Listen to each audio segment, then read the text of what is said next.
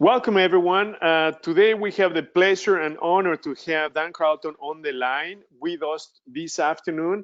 So today's topic is achieving a six-figure wholesaling business with enhanced marketing strategies. So Dan Carlton is by far one of the best wholesalers in the Chicagoland area and suburbs. So it's a pleasure, Dan, to have you with us this afternoon. Thank you very much for making time out of your busy schedule this afternoon.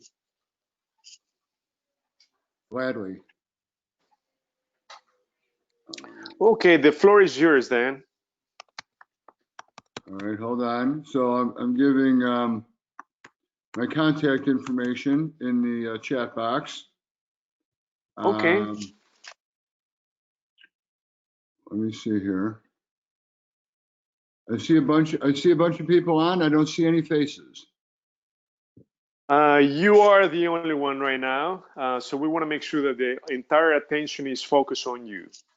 The floor is yours. It would be nice to see other people's faces. That would, if there's a way to do that, I think that's awesome because you know, the whole idea here is these meetings are an opportunity to get to know each other. You know, networking is important, and you know, as you'll find in life and in business, oftentimes it's not what you know, it's who you know. And if you know the right people, then sometimes good things can happen. And one way to get to know people is to see their face and learn their name and find out if they're going to be at any upcoming meetings or what kind of investing they're doing or things of that nature. So thanks for having me. So maybe somebody in the chat box, is there anybody on this call that is doing wholesale deals in the Chicagoland area currently? Or raise your hand if you're one of the two people I can see. I'm on the process, but not yet. Okay, excellent. I'm focused more on New York and Baltimore. Okay, but you live here and you're working on those markets? I live in New York City. Oh, you live in New York City, awesome.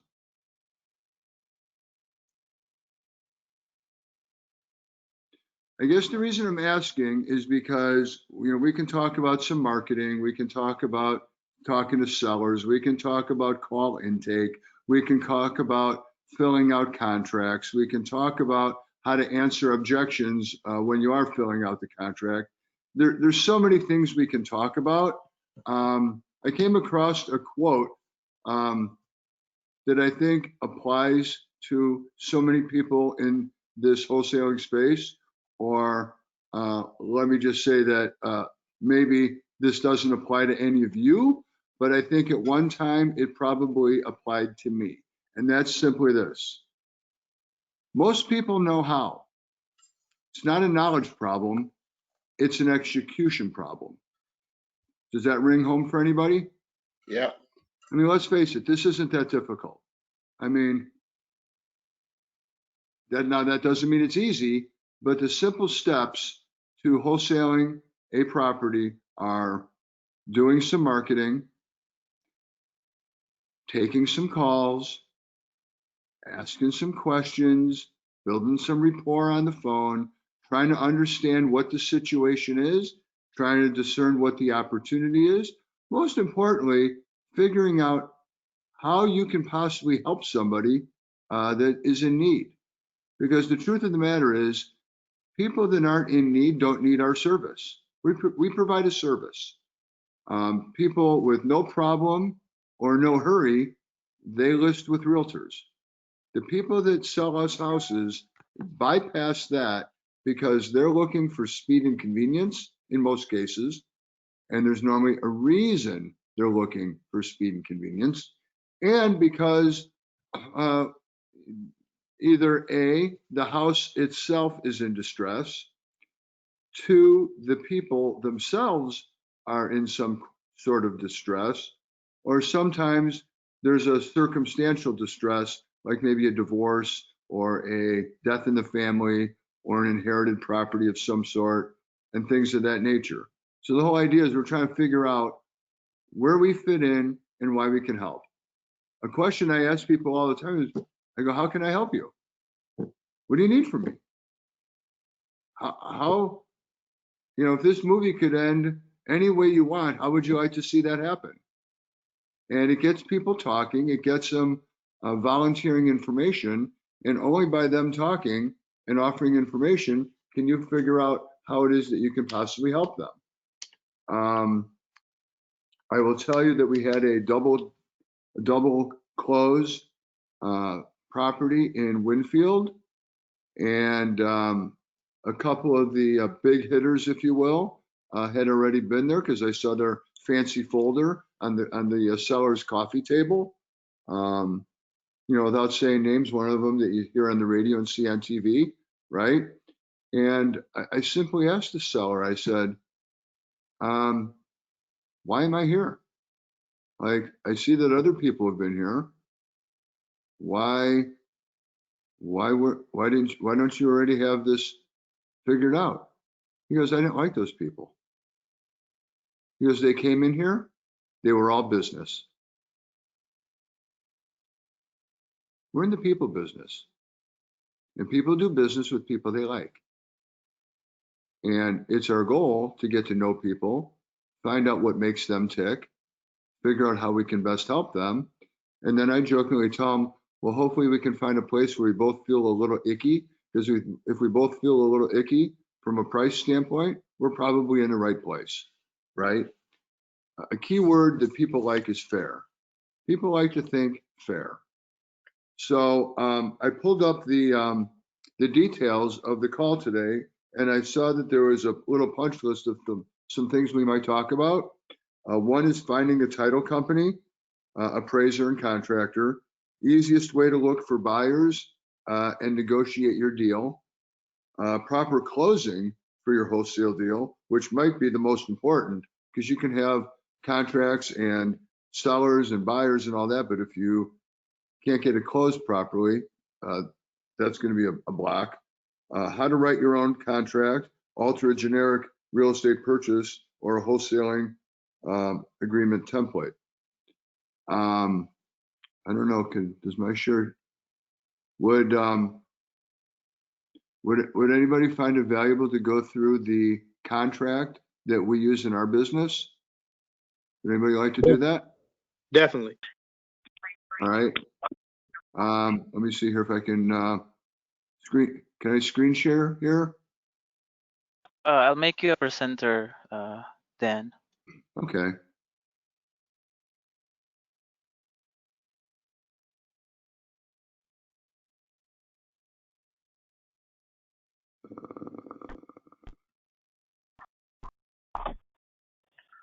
Okay, you can now share your screen. I'm not sure this is gonna work. Can everybody see my screen? Not yet. I believe it's at the bottom that you can share your screen. Hold on.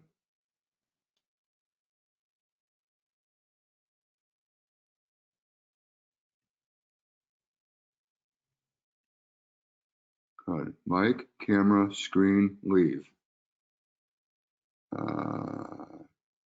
Boy, I sure would like to share my screen. Yeah, usually there's a button right at the bottom that says share screen.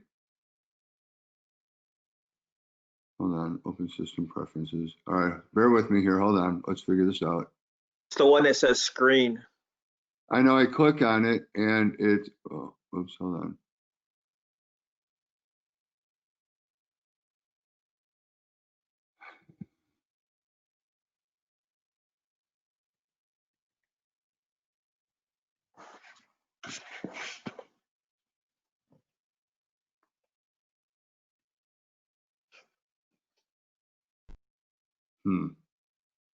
Well, I'm really bummed out by this. If I click on screen, it says go to meeting, needs to use accessibility features. Wants you to open preferences, restart. All right, we're not going to do that, I guess. Sadly. Son of a gun. Oops, wait, hold on.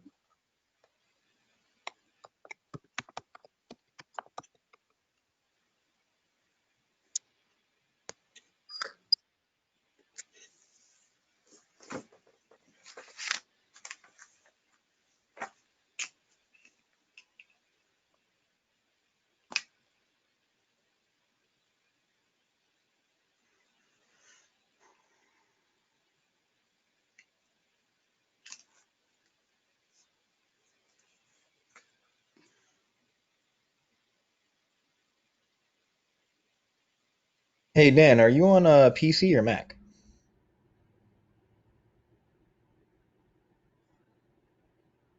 Sorry, I was muted. All right, so screen. All right, sorry about this, guys.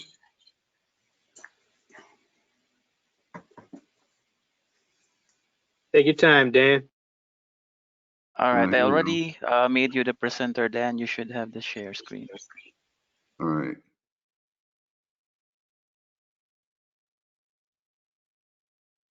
Yep, I see it. Now you see it? Yep, yep, You yep. can see it now, yes. Yes, sir. All right, bear with me. Uh,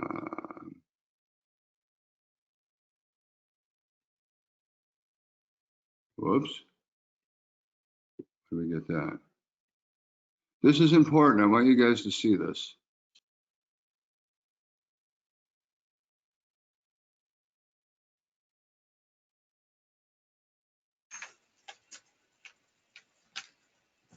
You know what? Maybe we can do one better. How about we go find a contract that's already filled out?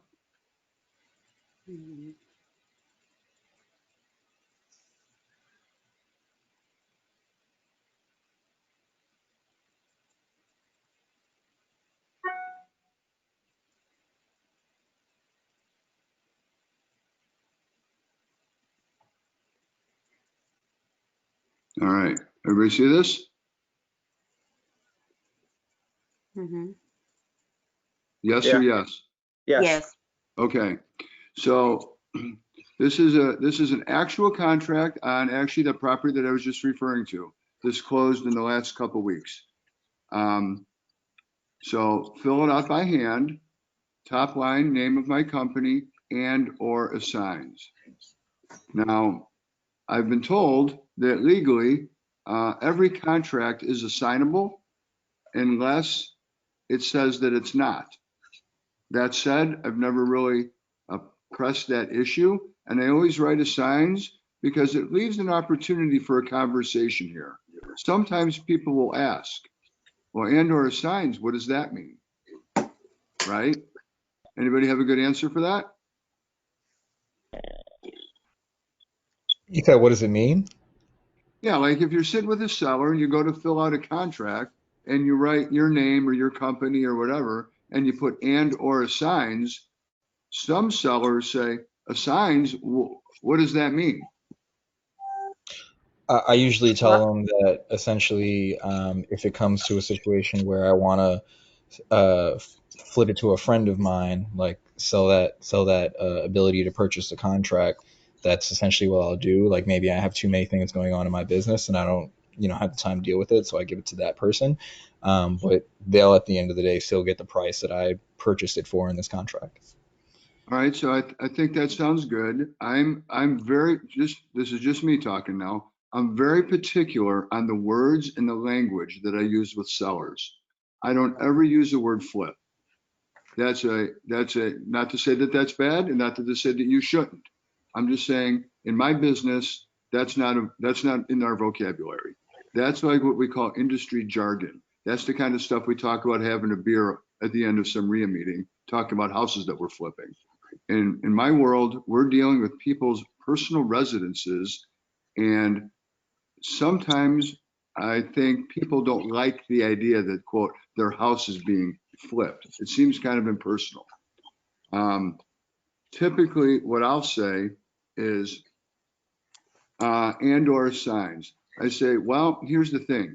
I actually have a couple of different LLCs. One of the LLCs I have is for when we purchase homes, and after we buy them, we make an additional investment into them with the goal of kind of, restoring it to its former glory, and God willing, selling it on the backside, hopefully for a profit. So I talk about their home, that we're going to make an additional investment. We're going to try to return it to its former glory, which a lot of times people that have, beat up houses, they remember that house when it was beautiful. Think about how awesome it is in the summer when you go to one of those cruise nights and people have old cars that are all looking beautiful. And we all know what happens to our cars when they get all banged up and old and not looking so good. So when people see something restored, that's a feel good. So I like the idea of people thinking that we're going to, quote, restore their home. The other thing I'll say is, and I say I have more than one company, and I have another company where we buy houses, and we also make an additional investment, usually not quite as much. And those are homes that we hold and we add to our rental portfolio. And because I'm just seeing your house today for the first time, I mean, I know I really like your house. I know I want to be involved in your house. I'm just not quite sure which bucket it's going to fall into yet. So instead of having to come back later and redo paperwork and all that stuff, I'm just going to leave it open. Is that okay? And nobody's ever said no.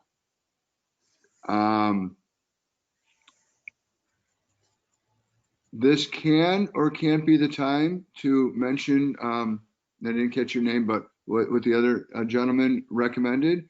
And sometimes it's important that we tell people what the three possible outcomes are. The three possible outcomes is we're going to buy it, make more of an investment and resell it. We're going to buy it and hold it as a rental property. Or frankly, sometimes, to use the other guy's words, is, yeah, sometimes we pass these opportunities off to other investor friends of ours. And I'll usually posture it by saying things like, you called me and I'm here today. You have to appreciate that, frankly, we get quite a few of these kind of calls, and you don't know me that well, but trust me when I tell you, I don't have an unlimited supply of money. So today, I love this house. I'm all excited about it, and I absolutely want to be involved in it. But, something might come my way in the next week or two that I know it's hard to believe, but I might actually like better. That said, I know you're counting on this house to close, and you're counting on this $130,000 that we agreed on, right?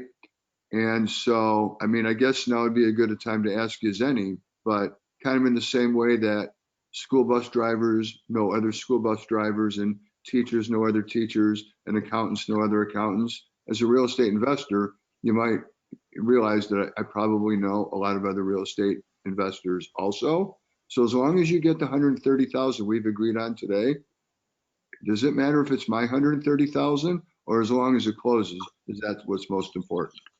And nobody's ever told me it has to be my money. It has to be me. And I think it's really important to lay that out to people because it sets up a level of expectation. When try to resist the urge, unless, if you're not going to wholesale, if you're going to buy a house, take it down and flip it yourself, that's a totally different conversation, right? But what I'm talking about here is the opportunity where, resist the urge to make it me. I'm going to do this and I'm going to take it down and I'm going to pay cash and too much big posturing like that sets a lot of expectation that you're riding in on a white horse and you're going to make everything just right.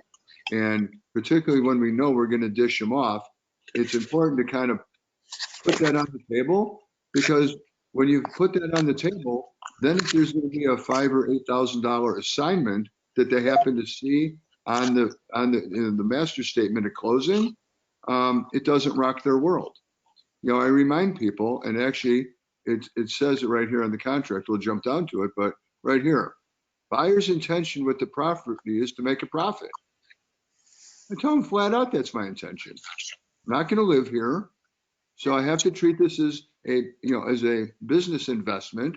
And the goal with any investment is to make money.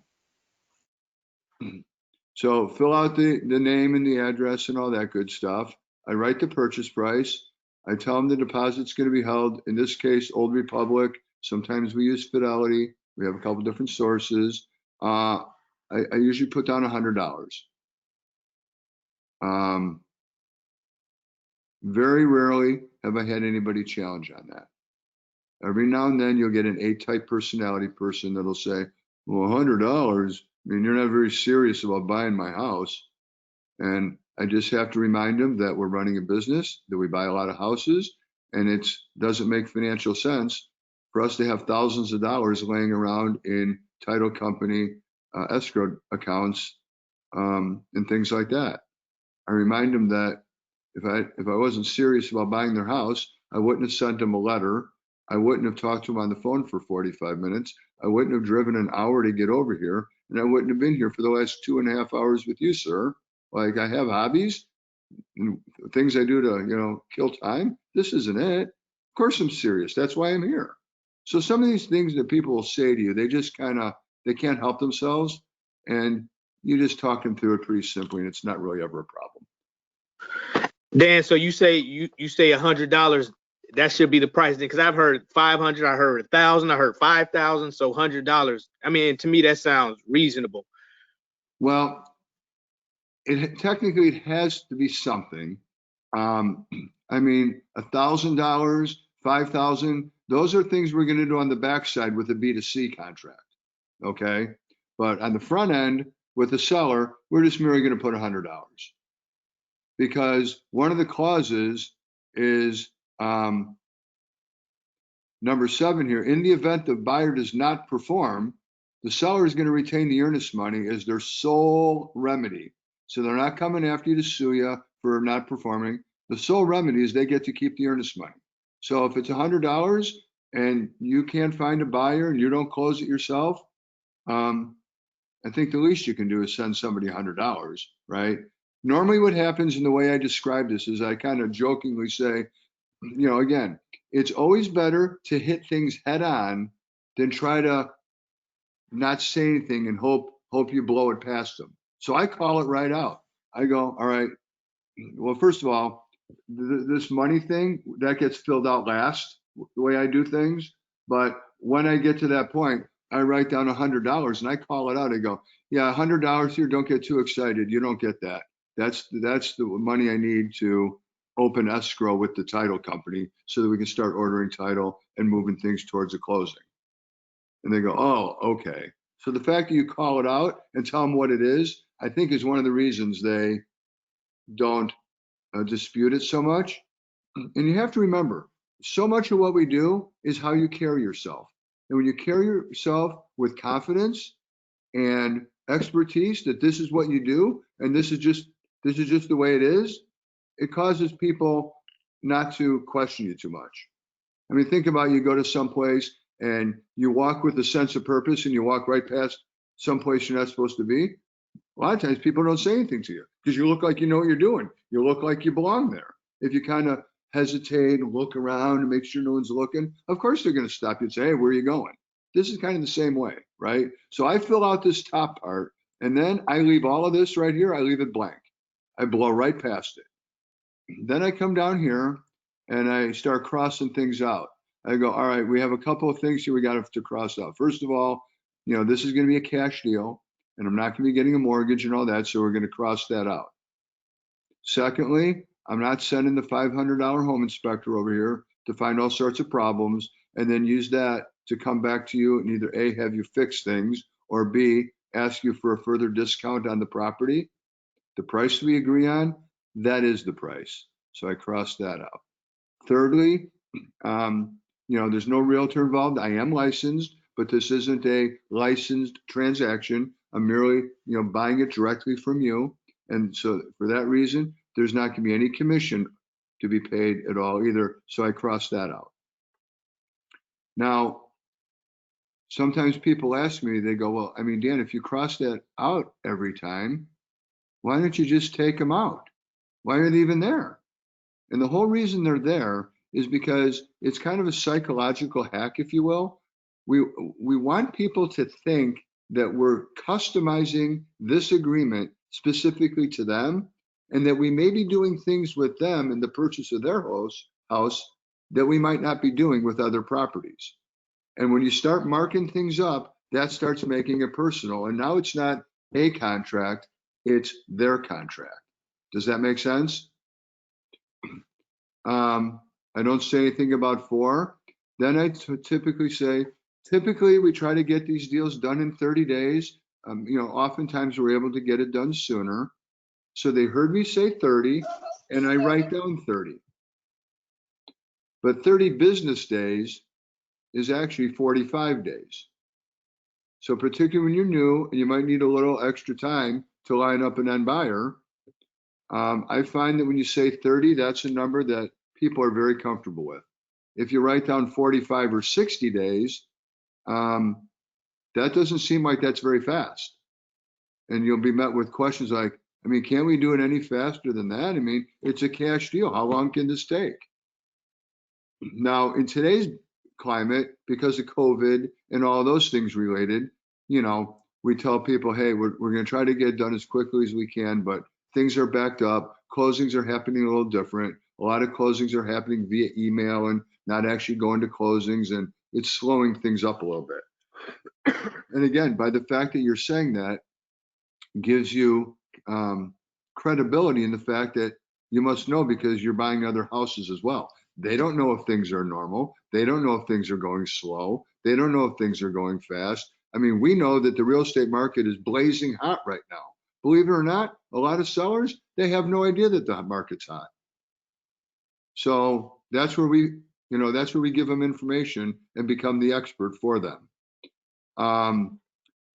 Number 6, I don't say much about that, but I just tell them, yeah, we're going to pay all the closing costs.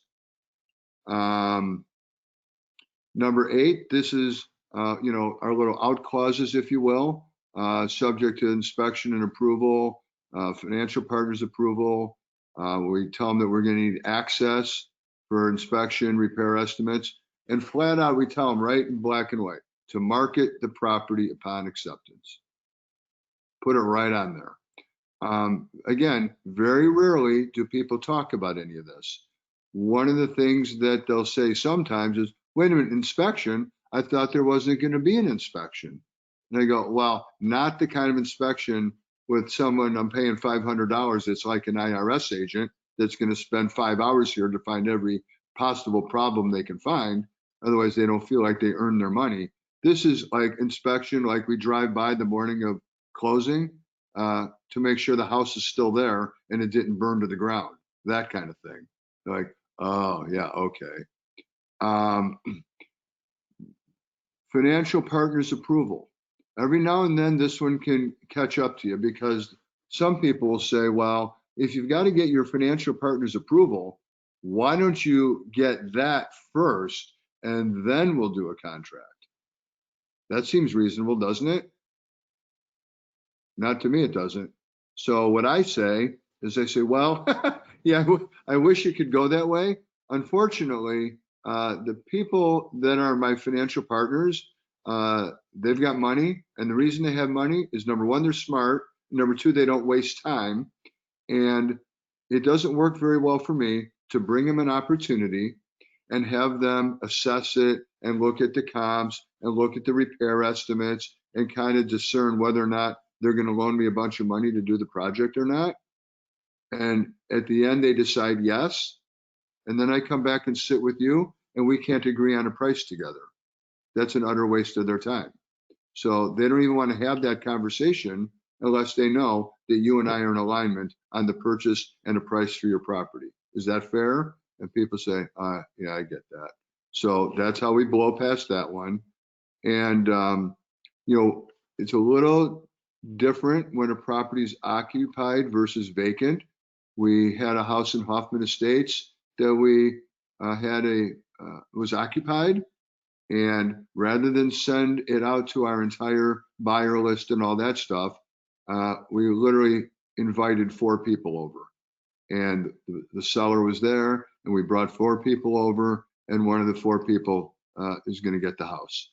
So you got to handle things maybe a little different when the owner's there. But if not, the whole idea is that we need to bring our people in. And the way I describe it is I tell people, I go, I want you to think about the on-ramp to the expressway. You know, you don't go all the way down to the bottom and then stop and then look. And then if you think you see a gap, you know, you hammer it and you try to go 0 to 80 as fast as possible. Number 1, that's reckless and dangerous, but that's just not how you do it. So what do? We start up top and we start gaining speed. And so by the time we get to merge, we're basically going the same speed as the traffic, which allows us to merge in safely. We're looking to do the same kind of thing. We want to get our people in here to assess, paint, tile, kitchen cabinetry, bathroom remodeling, flooring, all the kinds of things that we're going to need to do. We want to start working on those things between now and the time we close, because you know the old saying, time is money, right? So we can't wait all the way till closing day and then start bringing our crews in here to scratch our heads and figure out what we want to do with the property. We'd like to start working on that starting now, so then on closing day, when we close on Tuesday, it might not be Wednesday, but for sure by Thursday or Friday, we have our people in here and the work is beginning. So that's why we need to get in ahead of closing. Taxes prorated, again, this is something else that they don't really ask about, but we do 105%. And the reason we do 105%, or every now and then someone will ask, well, what 105%, what's that about? And I say, well, we've all lived in Illinois enough to know that the real estate taxes don't seem to go down, do they? They only go up. And the way things work in our state is that taxes are paid a year in arrears. So this year, when you're paying taxes, you're not actually paying this year's taxes, you're paying last year's taxes. So at closing, they're going to prorate the taxes, but at the point where I actually pay them, they're probably going to be more than they are right now. So, every now and then, as like a tiebreaker, if you need one, you can cross that and go, I'll tell you what, we'll just do 100%. Again, that's one of those very little things that allow people to think that they're winning, maybe. So that's why we do that. We tell them flat out, it doesn't represent the current value. Tells them our intentions to make a profit. I have two versions of this contract. One that says we're licensed, and the one I share with people that aren't licensed, obviously that's not there. It's a legally binding contract when signed, and this was signed not that long ago, 9/30. So this is probably the simplest, bare bones contract that I've ever seen. My business partner, Joe, and I own Investors Title Services. So we close a lot of wholesale deals for other investors. There's a lot of contracts that some of them are 3 pages, 5 pages. An MLS contract, a 7.0 is like 13 or 14 pages. Let me tell you why this is designed the way it is. Number one, there's nothing about what's here that will cause a property not to close, period. So there's never like, oh, we can't close because. And most importantly, we don't want people asking a lot of questions, and we don't want them hesitating to sell it or sign it rather, because people are in the moment and they get all the way to the end and they're, so hold on before I go there. So after I fill all this out, then I come back to the top, I go, all right, Mary, how much did you decide you were going to sell me the house for again? And at that point, that's when we kind of start talking about the price. So at some point after I've looked at the house and we sit down at the kitchen table, I just start filling this out. And I start filling it out because one of the things I say when I get to the front door, when they open it to greet me, I say, hi, Mary, it's Dan. Thanks for inviting me over to buy your house today. So I set the expectation walking right in the front door. This is why I'm here. I'm here to buy the house. So that way, after I've looked at the house and I sit down and I start filling out paperwork, it's not coming on a right field. Like, whoa, what are you doing? What do you mean, what am I doing? I came here to buy the house, remember? So I just start filling it out. We know they're paying attention, but sometimes just to make sure they're paying attention, after I fill this stuff out, I'll say, hey, by the way, what's the zip code here again? So I force them to give me the zip code, even if I know it, because that way they can't help but know what exactly I'm writing down, right? And then we talk about the whole price side of it. The whole idea is that after we get this filled out, I typically just spin it around with a pen and I just slide it in front of them. And what I find is probably at least 90% of the time, they don't read any of it. They don't read any of it. When's the last time someone got, some update from Apple or from something else, and it's and you just scroll to the bottom and click I agree. God only knows what we're agreeing to, but we don't bother reading anything. We just agree. And at the point where you've met somebody, you've built rapport, they like you, they trust you, and you've come to a price that they can live with, they don't read anything. They just sign it. The problem is, or the problem can be, is if you, we'll shut that down.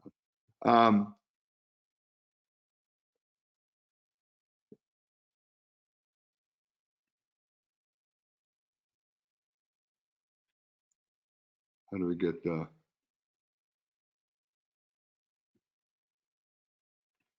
I know I'm sharing my screen, but I don't know if there's anything to see at this point. I'll put something else up there. You know, the whole idea is that what we don't want to have happen is we don't want people taking this to their attorney. That's the kiss of death. Because attorneys don't make money by looking at an agreement and go, hey, this looks fine. They want to add clauses. They want to add language. They want to rewrite it. They want to put it on a 7.0. They want to do all these things, all of which none work in our favor. So the whole idea is that this is the agreement we use. We use it with everybody that sells us a house. And it's so simple that there's no reason that they need to, quote, send it to their attorney to have it looked at, right?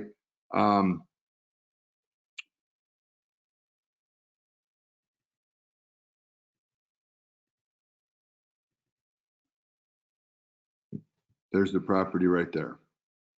So this property, we took a $5,000 earnest check, and we sold it for $160. So that was a $30,000 spread on that one. Okay. You can take the screen back if you want, whoever's running the show over there. Is there anything else anybody wanted to see on all this?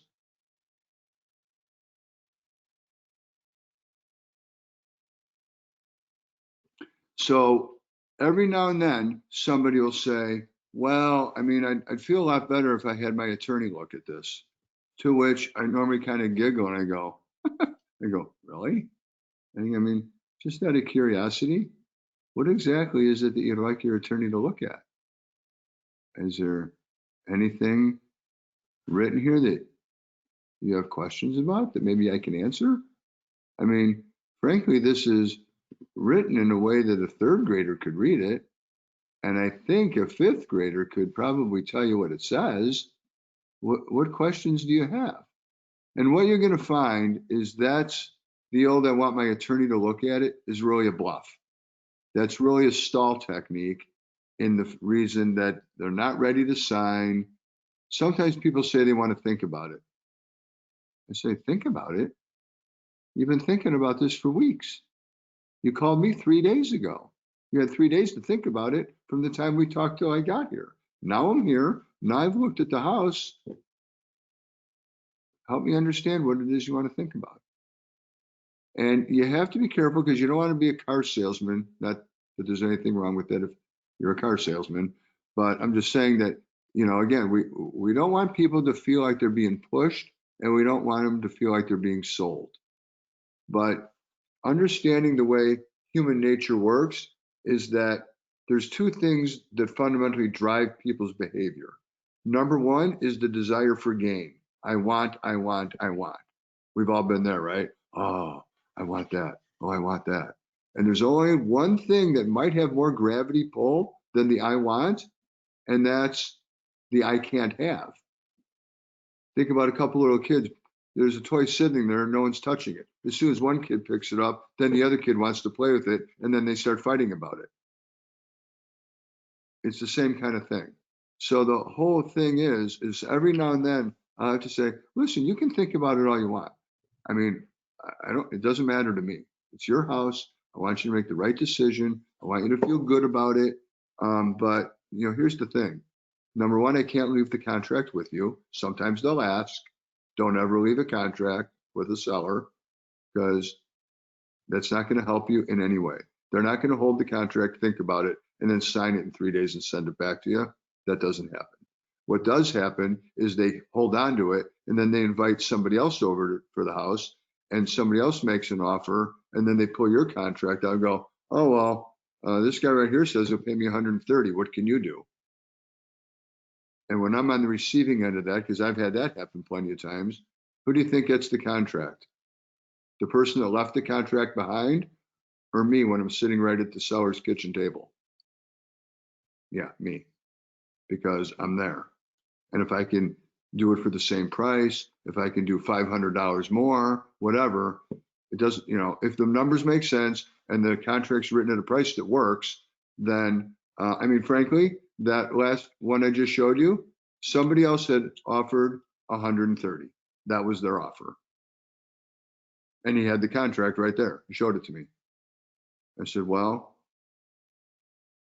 it's a little higher than I was expecting to go today, but if I can find my way to do the 130, can we work together? And the guy said, yeah, we can work together. I said, okay. And I pulled out the contract. I started filling it out. So I didn't buy it for a dime more than somebody else was willing to pay for it. But somebody else left the contract behind. And that never helps you. So don't do that. What else? Real quick, Dane, question. So with the contract, should we suggest that we can go line to line if they want to, or line to line on the contract, read it to them, or should we just kind of just, here's the contract, and let them go from there? I just hand it to them. Every now and then, about 10% of the time, they're going to start reading it and they may go, what does this mean? Well, what do you mean financial partners approval? What is that? Every now and then. But again, for the most part, people, you've built rapport, they like you, they trust you, and they're just going to sign it. Electronic contracts, that's a good question. There's maybe because I'm old, but there's an old saying in life. Half of life is showing up. So at the point where now if you're out of state or you're doing remote wholesaling or your virtual stuff, I get it. I've done it. We've done deals in other markets, and at that point you have no choice. But if it's local and I can get in front of somebody, I always want to be in front of them, because by the time you spent the money to do the marketing, you've taken the phone calls, you've evaluated properties, and then just try to avoid going there. That I like to be in front of people. If I do send an electronic DocuSign, then my contract changes.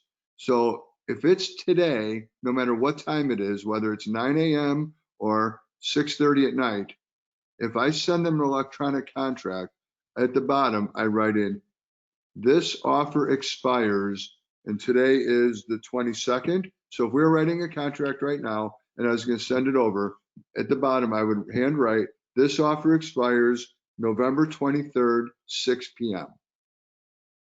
So it has an expiration date. So if they don't sign it right away, or if they don't get somebody over there right away to try to give them a better offer, then my offer goes away. Before I send it, I often will kind of read it over to them on the phone so they understand, let me tell you what it is I'm going to send you. This is what it's going to say. And I read it to them. I go, if I send this over, is there anything standing in the way of you executing it? So I ask them for some commitment that if I send it, will you sign it? Because if they're not going to sign it, there's no reason to send it. And you'd be surprised if you ask people, a lot of times they'll say, yeah, we've talked about everything. Yeah, if it's the right price, yeah, of course I'll sign it. So I like to get some buy-in, not just blindly sending them. How do you get around the state law of only wholesaling one deal per 12 months? Get licensed. That's how you do it. Or you can, find someone that is licensed to kind of sign off on your deals. In our business, we have a couple wholesalers that work with us on that level. So you could do that. But I would tell you this, if you do not have a license and you have not done a wholesale deal yet, do not spend the time and energy to go get your license unless in fact you intend to be a realtor and that's what you want to do regardless of whether you wholesale or not. Because I would say go through all the steps and get a wholesale deal to the finish line. And if you decide you like doing it and you want to do more of it at that point in time, that would be a good time to go get your license. So get the first one done first. That would be my opinion. We've been talking a lot about contracts and maybe we want to talk about something. Is there anything else, anybody? Is everybody clear on how I do contracts, why I do them that way?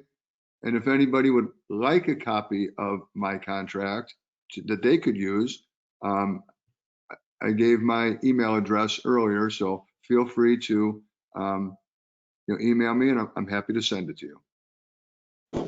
And we also have it in ChicagoDealVault, friends. So that's right. We're going to give you, yeah, exactly. We're going to give you the, show you where that is. So Philip, you can, towards the end, show them where that is. That'll be perfect. Thank you, Dan. Can I ask a question, Dan? Sure, go ahead.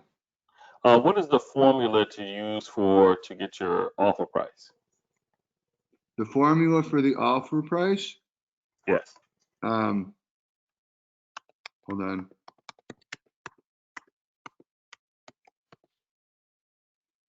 So typically the one we work with, and I think is pretty standard in most places, is we try to determine the ARV. We take 70% of that. We back out how much we think it's going to cost to do all the repairs. And then we have to be below that, obviously, so that we can make a profit. But one of the things I'll often do is, again, time is your most valuable resource. So we probably leave deals on the table because we don't go running out to go see every house that people call us about. We try to do some vetting on the phone and find out where they're at and what they may or may not be willing to do. And sometimes we'll throw kind of a general range at them on the phone. And I set a very low anchor. I say, listen, before we even talk about this, I mean, you just have to know that the kind of offer that I'm going to be able to make on a cash deal is going to be woefully lower than you were hoping for. Frankly, probably even a lot lower than you expected. And I leave it there. So now they're expecting really, really bad offer. So that way, when I give them a range, sometimes they think, well, it's not as low as I thought it was going to be, right? That's the idea of setting very low expectation. And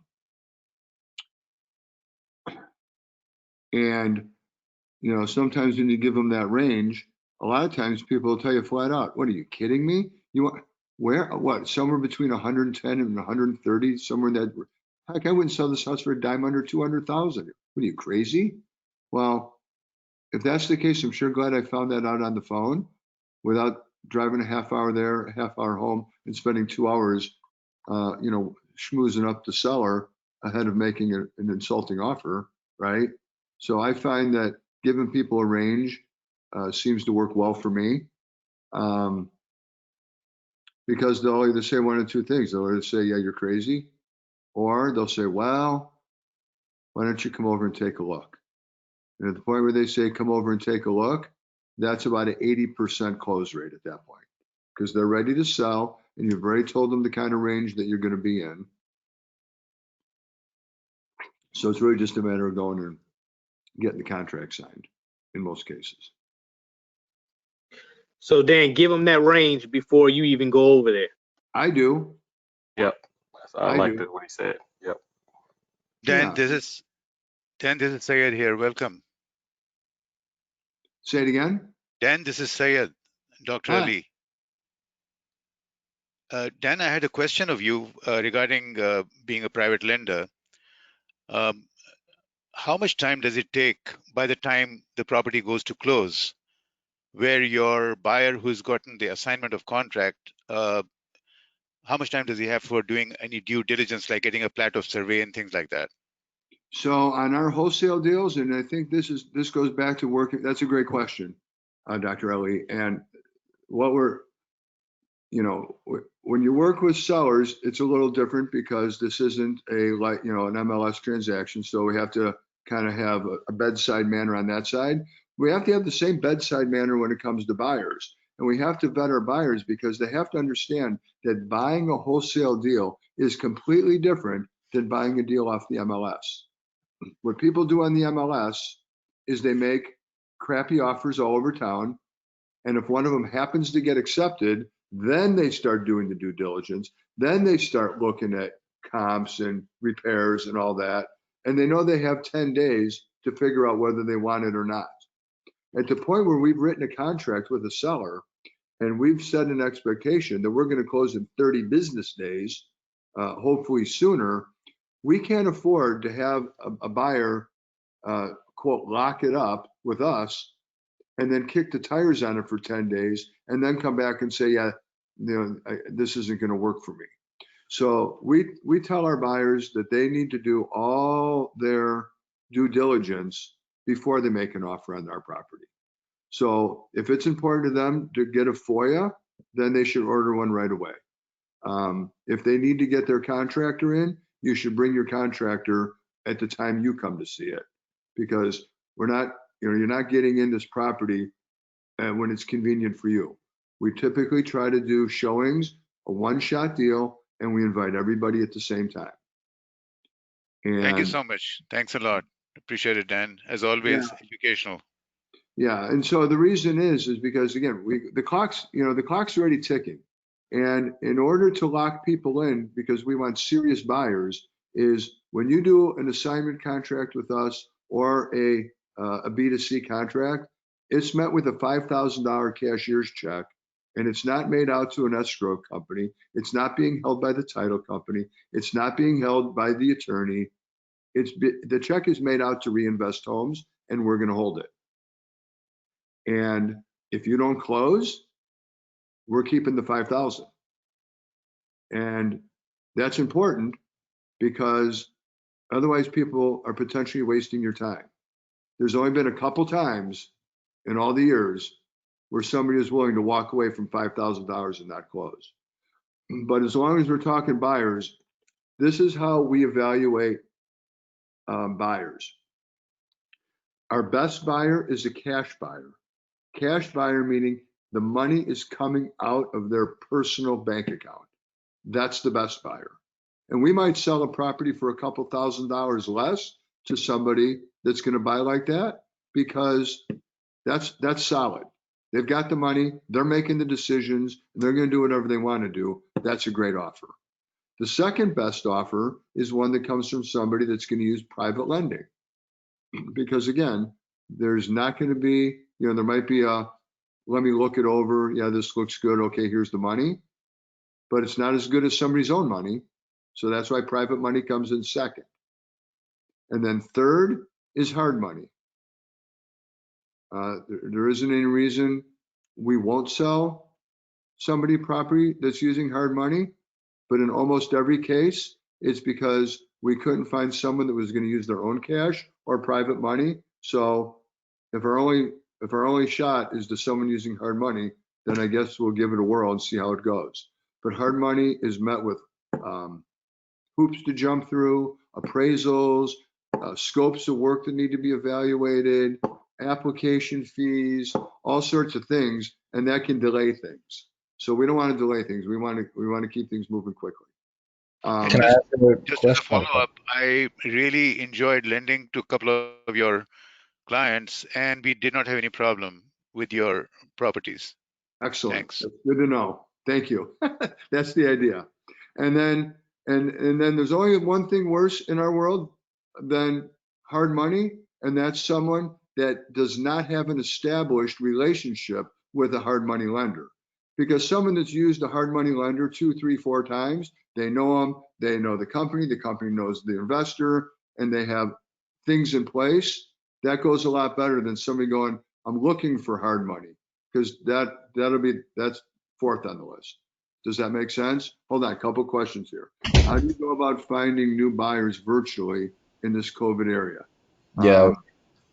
Well, you can use DealVault, and you can pull up by zip code who the cash buyers are that have bought in the past in said zip code. Okay. So, Yeah, I use PropStream, but I figured, there might be some other ways of going about that. yeah, PropStream, that's another way. I'll tell you one of the ways we avoid, and I see it all the time. I don't spend a lot of time on Facebook, but there's always somebody that's putting on a property looking for cash buyers, and I see people putting down their email addresses. And I think people use that as a technique to, quote, build their buyers list. Let me just tell you from our experience, we had a buyers list that was probably in the neighborhood of 6,000 at one point. A lot because my business partner was huge in the REO days of the past and had sold properties to investors forever and all that kind of stuff. But the reality is we've basically gutted our entire list this year, and we probably have, I don't know, 300 on our buyers list now. This whole thing about having a huge buyers list is completely overrated. You don't need a huge buyers list. You need a short group of people that are capable of buying and are willing to buy. I mean, we have 2, 3, 4 buyers. They call us every week asking us what we have. What do you have? What do you got coming up? What are you working on? Again, I talked about the house this week in Hoffman Estates.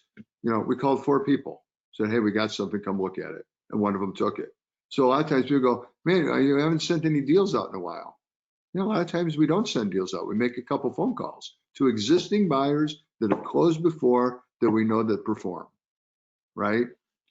Do we always ask a prospective buyer for proof of funds? No.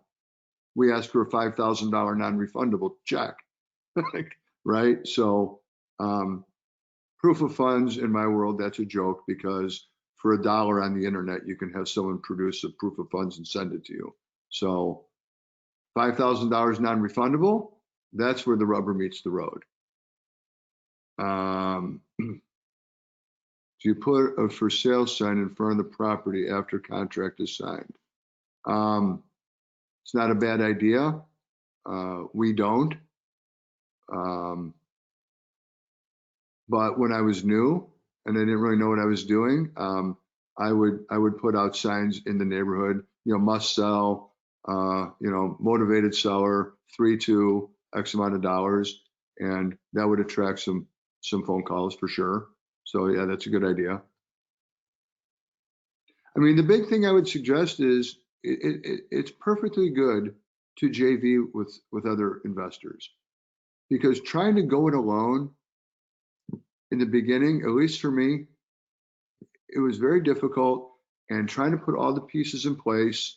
I mean, we've got people that are drive for dollars for us that we share revenue with on deals, and we have a master, deal machine account, and they drive houses. And if one of the houses they drove calls and it looks like we're going to be able to put a deal together, we bring them into the deal. We tell them what's going on and what we're doing and how we got the contract, and they're involved in the process, so they can kind of learn and work alongside of us, on deals that they uncover.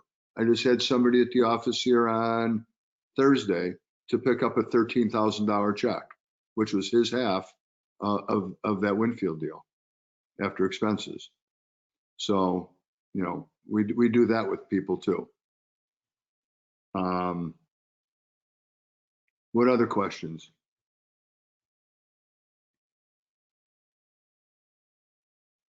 Oh, this is for Hugo. I just wanted to tell Hugo, when you guys had just started with the Deal Vault, I just seen your numbers too. We were just talking with Dan. Your numbers are almost dead on. The numbers you do for your property searches in there, they're dead on. I've never seen anything like that. Yeah, the thing about Deal Vault and what makes it so incredibly awesome is that it's a Chicago thing.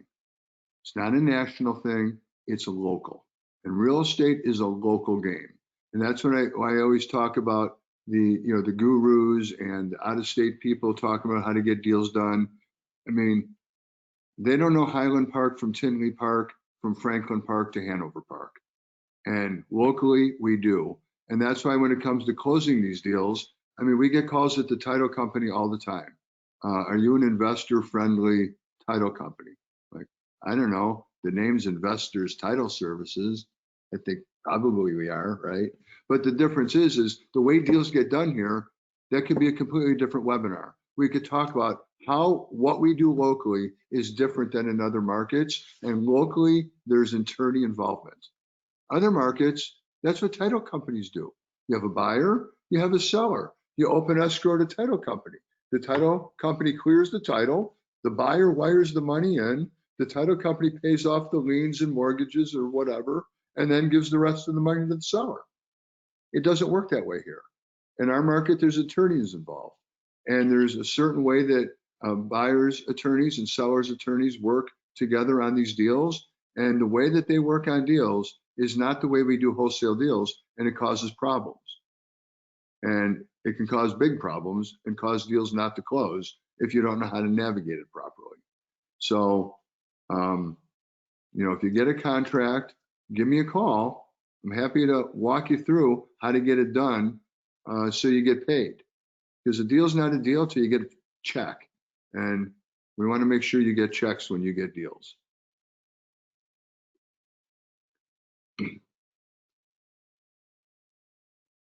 Dan, question.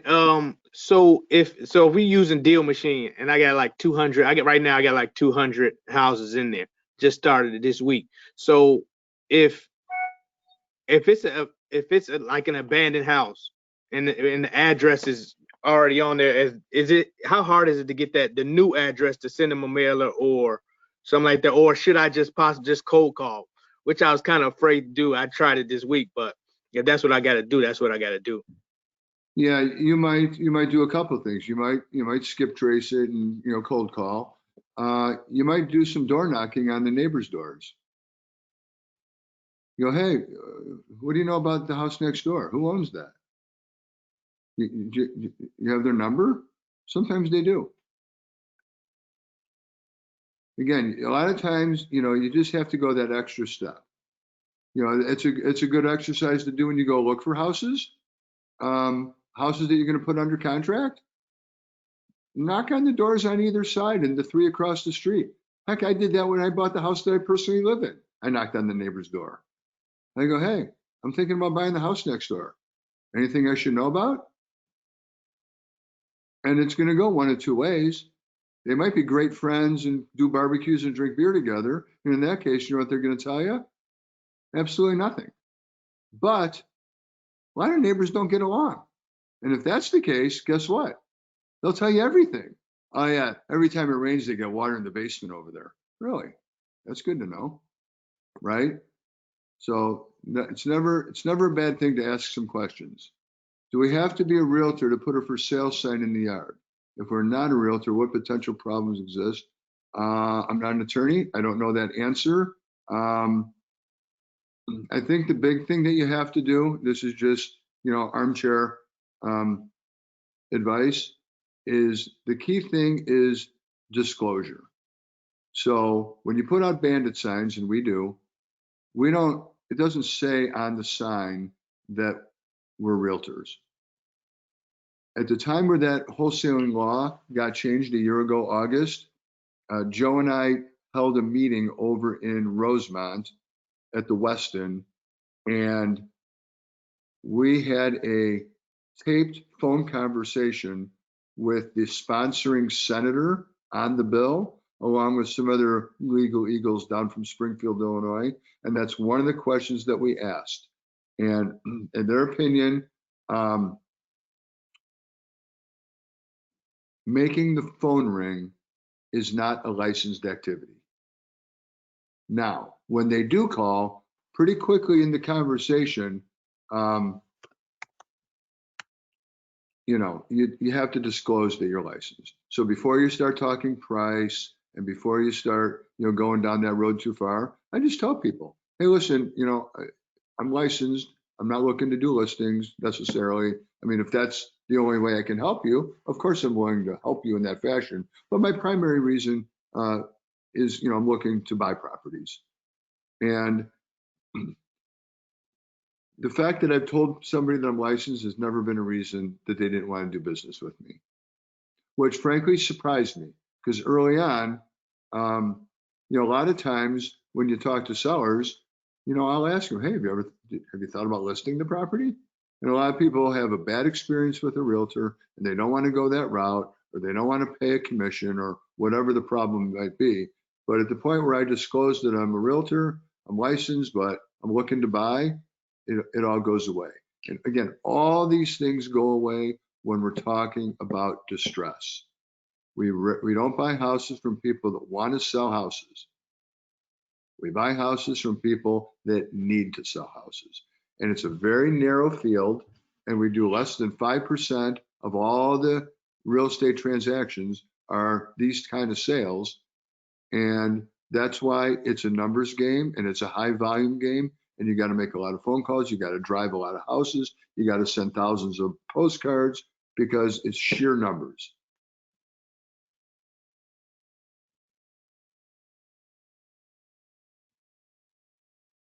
Any other questions? Has this been valuable at all? It's been great, Dan. Sure has. Extremely valuable. Yes. So Very valuable, Dan. Very valuable. So my contract is in DealVault. If you don't have DealVault, I'm not sure why not, because that's a local tool that really lays everything out. It gives you all the numbers you need. It gives you the repair estimates. It gives you cash buyers. It gives you lists of vacant houses and different lead sources to find properties. You can do mailers out of there. I mean, it's a phenomenal platform. And again, what makes it special is it's Chicago land exclusive. Looks like if you want to get 30 days free trial, it's the special ChicagoDealVault. Promo code is Dan. And when you get it, if you have any questions, call me. I'm happy to help you. I'm happy to come alongside you on deals. I'm happy to run a few comps for you if that'll help you. I'm happy to have you give me some information, and I'll give you kind of a guess on what I think from a repair estimate standpoint. Either if you send me pictures, or, frankly, if you kind of describe it to me. A lot of times I can do that for you. It's people helping business people. None of us can get there alone. So don't be afraid to reach out. If you want to drive under our account, that's a good way to do some marketing that doesn't cost you any money.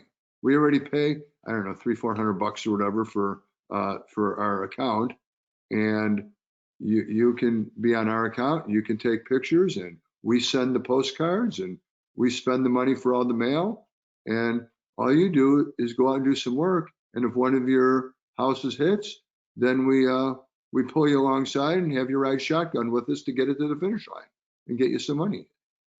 And it's a great way to learn the process of how to do this stuff. I mean, we had a deal in Cicero that closed last week. It was a whale. It was a property we bought for $55,000 that we sold for $105,000. That's a great deal. We had to go to the village 2 times. The second time we were there, we were at the village for 3 hours. The other investor that's in a little program that we run with me to get the transfer stamps, because it's a back-to-back close. We had to get the stamps on the A to B. We had to get the stamps on the B to C. There's inspections, there's water readings, there's some complication involved there. I mean, we were sitting there jokingly saying, it's taken longer to get the darn transfer stamps than it took to get the contract, and then it took to get the buyer, probably combined. It took less time to get a property under contract and a buyer for that property than it did to get the transfer stamps. But you have to do each step, and if each step along the way isn't completed, you don't get to the end zone. So that's why every step is important. Do I request a fee for running comps? No. Although I'm not opposed to it. Kidding. What else? Is there anybody on here that's, I mean, I hope many of you are already on ChicagoDealVault and you're having a good experience.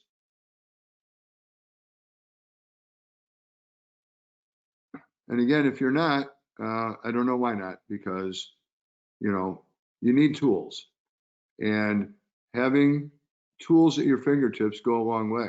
I mean, even for buyers, you know, you get a deal under contract, you don't have a deal unless you have a buyer. Sure would be nice to go fishing where the fish are, wouldn't it? And you can zero in on who has bought properties in this exact zip code. Makes it a lot easier to call somebody and go, hey, I noticed you bought a house on 43rd. If the numbers are right, would you be interested in another one over in that area? Yeah, what do you got? I mean, you don't have to vet them out to find out if they're a cash buyer or not. You know they're a cash buyer. It's in black and white that they bought a house cash. That's way better than spinning your wheels building buyers lists on Facebook with a bunch of people giving you their email addresses that couldn't buy you a nice lunch, much less buy a house for cash. So don't be the fake it till you make it people. Be authentic with people. We're building business relationships and friendships. And if you're building those on not a solid foundation, then that's not much of a relationship. So be honest with people. Yeah, I'm new. I'm trying to figure it out. There's no shame in that. You know why I say that?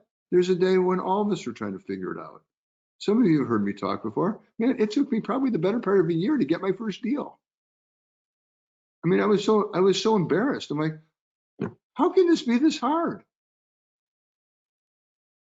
But you got to, but persistence and consistency, and if you stay with it, you'll figure it out. And that's why when I started doing this, there wasn't these kind of programs, and DealVault didn't exist, and there wasn't solid RIA meetings in this market. And so it was a whole different go. Now there's resources, there's people, and there isn't any reason not to go out there and get deals. All right, we probably ran way over time, but you know, I could talk about this stuff all day. There's so many different aspects of all this we should talk about.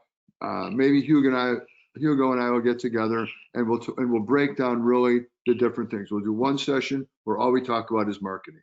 We'll do one session where all we talk about is taking calls, talking to sellers on the phone. We'll take one session, we'll talk about going on appointments, what to wear, what to say, what not to say, how to, you know, get to the finish line. You know, we'll do another session on how to find cash buyers, how to work with cash buyers, how to get the deals done with cash buyers the way they need to get done so you can get them closed. Maybe we do another session where we talk about how to get them closed and what the title company aspect is and how and which attorney to use to get you there and why that's so important. I mean, there's just so many things we could talk about. It's hard to talk about them all in an hour, but hopefully today by talking about contracts and getting them signed, hopefully that provided some value to you. And if there's other questions that you might have, again, feel free, you know, call me, email me, and I'll do my best to, you know, try to help you. Is that fair? Yes? Yes, sir. Absolutely. Thank you very much, Dan. Hey, guys, let's please give Dan a big round of applause. I mean, this was awesome.